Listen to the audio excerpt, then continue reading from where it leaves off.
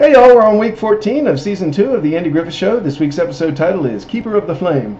Barney, what's up this week? Well, it seems that Oakley has joined a new club called the Wildcat Club. And they had their meetings in Judel Foster's barn, except without Judel's permission. And during the meeting, they're discussing the fact that Oakley is going to be in charge of the sacred candle. And at that point, Judel comes in and runs it all off. But you and Andy don't know this is going on yet, do you? Because you're at work at this time at the courthouse. Yeah, all we know is Oakley comes in to the courthouse all excited about this new club that he's joined. But he says it's a secret club, and he can't tell us anything more.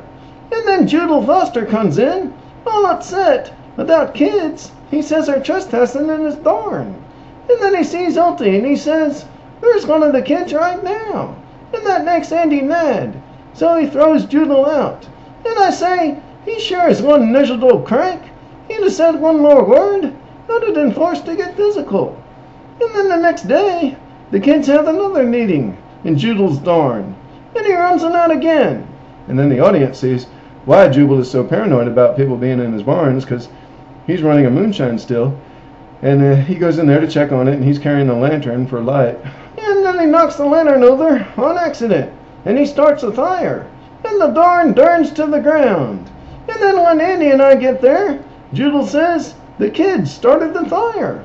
But Andy and I still don't know what happened. So I say, "Sheriff, I think this calls for a lineup. We'll call in every kid in their day." But Andy says no.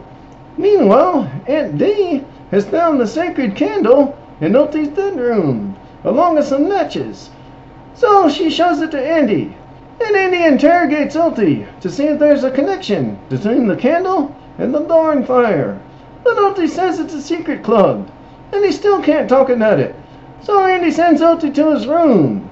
And Andy concludes that Opie most probably did start the fire with that candle, and he tells you he's going to have to go pay for that barn. And I say, well, before you pay for anything, Sheriff, I think it'd be a good idea if you let someone else have a go at that boy and see if we can't get some more information. Why not let me have a go at it, Andy? But he says no. And that night at bedtime, Andy goes up to Oakley's room and says, "You're looking at the man who's going to have to pay for that fire." The next day we go out to Judel's place so Andy can pay him. And while they're talking about the price, I take a drink of water, but it turns out to be moonshine.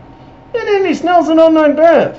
And so he arrests Jubal for running a moonshine still, for setting the fire, and then trying to blame it on the kids. Yeah, and then so Andy has to go apologize to Oakley for falsely accusing him. And Oakley accepts the apology, and they have a nice talk. Well, that ended up well. We'll see you all next week for episode 15. Thanks for coming.